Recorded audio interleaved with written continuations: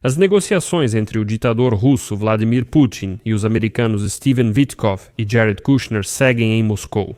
No momento da gravação, em Kiev é 23h30 e em Moscou já passou da meia-noite. E agora, fontes do Kremlin afirmam que as negociações de Putin com a delegação americana podem não terminar tão cedo.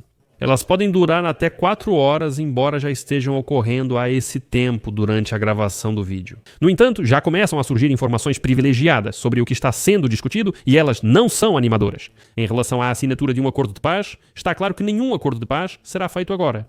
Por isso, neste episódio, vamos rapidamente fazer um balanço intermediário das negociações para entendermos para onde tudo isso está caminhando.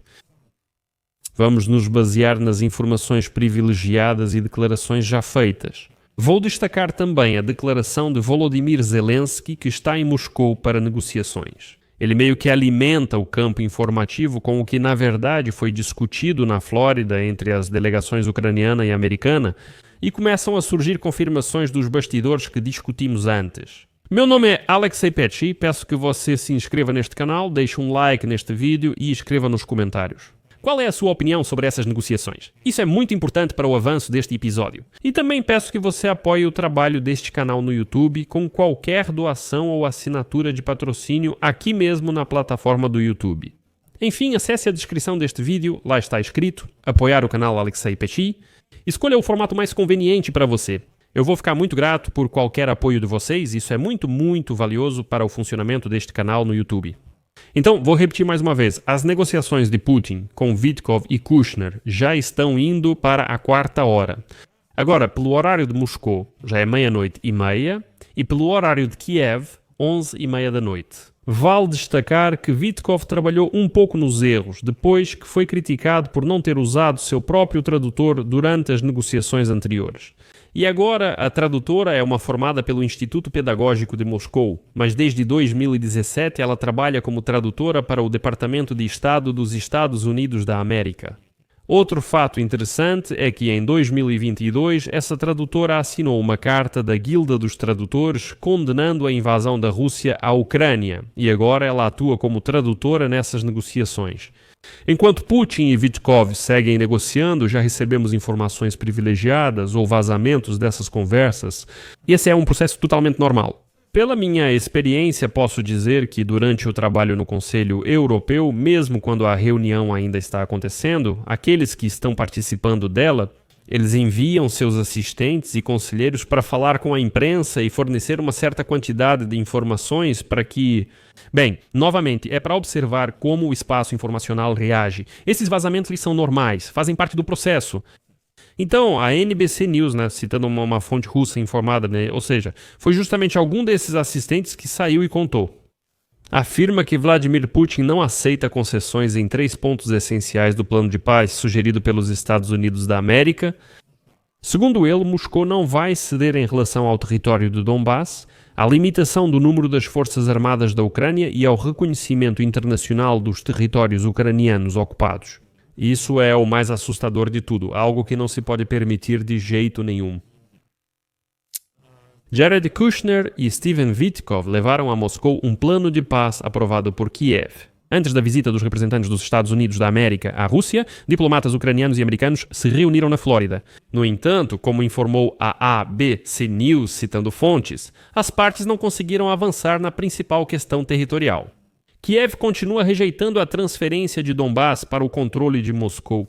A CNN, citando uma fonte ucraniana de alto escalão, observa que também recusou-se a concordar com a limitação do efetivo de seu exército para 600 mil militares e rejeitou as exigências de desistir de ingressar na OTAN. O presidente da Ucrânia, Volodymyr Zelensky, disse em 1º de dezembro que a questão territorial é a mais difícil. Nas negociações na Flórida, esse tema foi debatido por mais de 6 horas. Só que a questão dos territórios. Por sua vez, Vladimir Putin declarou na semana passada que as hostilidades só cessarão quando o exército ucraniano deixar, como ele mesmo disse, os territórios ocupados. E ele também afirmou que um acordo com a atual liderança de Kiev é juridicamente impossível. Aqui surgem pontos interessantes, ou seja, repare. De acordo com o vazamento de informações, Putin já não insiste mais que a Ucrânia nunca deve entrar para a OTAN. 3 questões principais: territórios, tamanho das forças armadas da Ucrânia e reconhecimento internacional dos territórios ocupados. É nisso que eu chamei sua atenção nas edições anteriores. No final da semana passada, Putin declarou que seria mais difícil chegar a um acordo com a Ucrânia porque o governo lá é ilegítimo. Blá blá blá. É preciso fazer um registro, um referendo e tudo isso está claro. Mas depois Putin afirmou que para ele é muito importante que pelo menos os Estados Unidos reconheçam os territórios ucranianos ocupados como russos. Agora ele exige que Estados Unidos da América e Europa reconheçam legalmente esses territórios como russos. O próprio Putin deixou claro por que precisa disso. Putin declarou que o reconhecimento jurídico significará que se a Ucrânia quiser recuperar esses territórios pela força no futuro, isso será considerado internacionalmente como um ataque à Rússia. Que a Ucrânia está atacando a Rússia? Se agora a guerra for simplesmente congelada e esses territórios forem reconhecidos apenas de fato, mas não de jure como russos, então nesse caso, se a Ucrânia quiser recuperar esses territórios por meios militares, no âmbito internacional ela estará recuperando seus territórios legítimos que estão sob ocupação? Foi o Putin quem disse isso com a própria boca, o que é muito importante. E esse é um momento interessante. De certa forma, ele faz concessões e tenta se firmar na guerra, buscando manter esses territórios sob controle da Rússia, especialmente por causa da OTAN. Mas isso é um precedente perigoso, pois se houver esse reconhecimento, quem garante que ele vai se firmar? Ele se firma claramente e entende que nessa linha de contato a Ucrânia com certeza não vai atacar, não vai avançar mais. Tudo isso está documentado. Em alguns anos pode-se atacar a Ucrânia novamente dessas posições. O interessante é que hoje Putin tentava intimidar não só seus interlocutores, mas principalmente a Europa. Aqui vou citar algumas frases de Vladimir Putin que ele pronunciou antes do encontro com Vitkov e também vou trazer algumas declarações de Putin respondendo a perguntas de jornalistas após sua participação no fórum chamado A Rússia Chama. Nesse momento, aliás, Vitkov estava esperando por ele no corredor. Então vou citar Putin sobre a participação da Europa nas negociações sobre a Ucrânia. Citação: os europeus não ficam em silêncio. Eles se ofendem por terem sido excluídos das negociações, mas ressalto que ninguém fez isso. Eles mesmos se afastaram. Em certo momento tivemos um contato próximo com eles. Depois eles cortaram bruscamente os contatos com a Rússia. Essa foi uma iniciativa deles. Por que fizeram isso?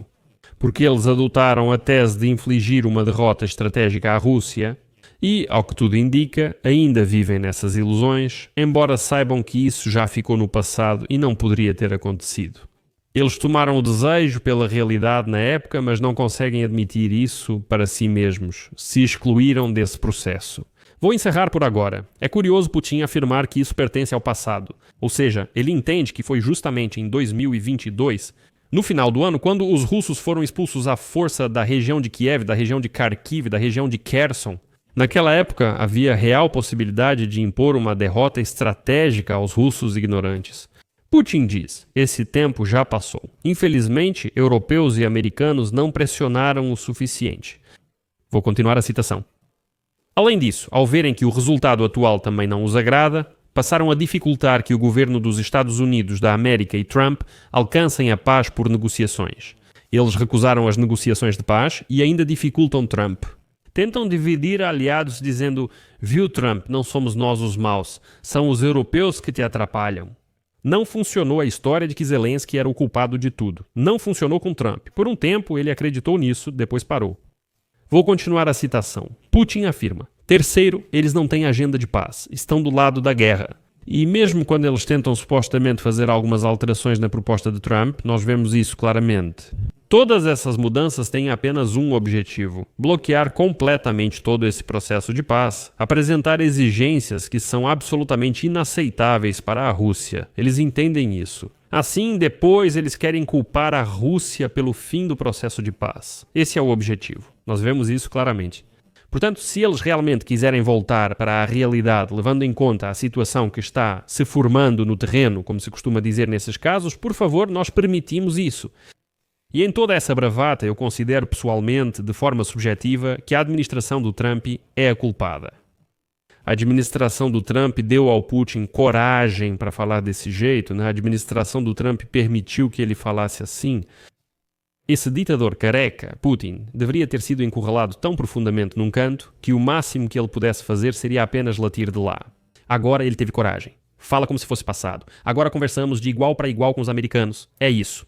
E Putin entende que essa guerra pode passar impune para ele, que ele não vai sofrer nenhuma consequência por isso. Se Trump sugere lucrar com ativos russos congelados em vez de devolvê-los à Ucrânia como reparação, propõe fazer negócios. Prestem atenção, ninguém nem fala mais sobre crimes de guerra, sobre tribunal contra Putin e assim por diante. E depois, sobre tentar intimidar Putin, ele diz, abre aspas, nós não pretendemos lutar contra a Europa, já disse isso 100 vezes, mas se a Europa de repente quiser lutar contra nós e começar, estamos prontos agora mesmo. Aqui não pode haver dúvidas, só resta a questão, se a Europa começar uma guerra contra nós, será muito rápido. Bem, isso não é a Ucrânia. Com a Ucrânia nós agimos de forma cirúrgica. Com cuidado, claro. Entendi, sim, isso não é uma guerra no sentido moderno direto da palavra. Se a Europa quiser iniciar uma guerra conosco. Então pode acontecer muito rapidamente uma situação em que não teremos com quem negociar. Bem, isso já soa simplesmente engraçado. Bem, para os russos não. Os russos, esses seres sem educação, eles idolatram o Putin. Vladimir Vladimirovich, você está certo. Ainda nem começamos. É isso tudo, entende? Toda essa bravata. Putin afirma, não estamos em guerra com a Ucrânia. Estamos conduzindo tudo de forma cirúrgica e cuidadosa. Besteira completa. Olha, para os russos isso é ótimo. Ele diz que se for com a Europa, aí vai ser totalmente diferente, mas isso é bobagem. Vamos ser honestos, os recursos que a Rússia perdeu na guerra contra a Ucrânia são enormes, tanto em termos humanos quanto em termos de armamentos. Dizer que isso não é uma guerra, mas alguma coisa mais suave, é pura bobagem. E além disso, hoje, como vocês sabem, Putin declarou que eles capturaram Pokrovsk, Volchansk, Mirnograd, Guliai-Pola e também Kupinsk, que foi capturada antes e assim por diante. Tudo isso foi feito justamente para influenciar as negociações, para plantar na cabeça da delegação americana a ideia de que, olha, estamos realmente vencendo, não nos importamos com mais nada. Não importa se vamos chegar a um acordo, ótimo, se não chegarmos, tanto faz, continuamos lutando, está tudo ótimo para nós no campo de batalha e assim por diante. Ou seja, essa é uma tática comum usada pelo Kremlin. Aliás, vou falar sobre isso com mais detalhes no próximo episódio. É isso. Esses são resultados intermediários. Como dizem, já podem dormir. Até de manhã devemos saber o que está acontecendo. Eu suponho que muito provavelmente vai se limitar apenas a declarações curtas e só. Por enquanto, não haverá nenhum resultado. E vou explicar porquê. Porque a China está envolvida nessa história, muito envolvida. Eu acho que todo o processo de negociação, o verdadeiro processo de paz vai se desenvolver ao longo do eixo Estados Unidos, da América, Europa e China. Vou explicar novamente nos próximos episódios por quê, então não perca, assista com certeza. Vou deixar reticências aqui. Sua opinião, suas conclusões. Escreva nos comentários abaixo deste episódio, inscreva-se no canal, ative o sininho e não se esqueça de deixar o like. É isso. Se cuidem. Tchau.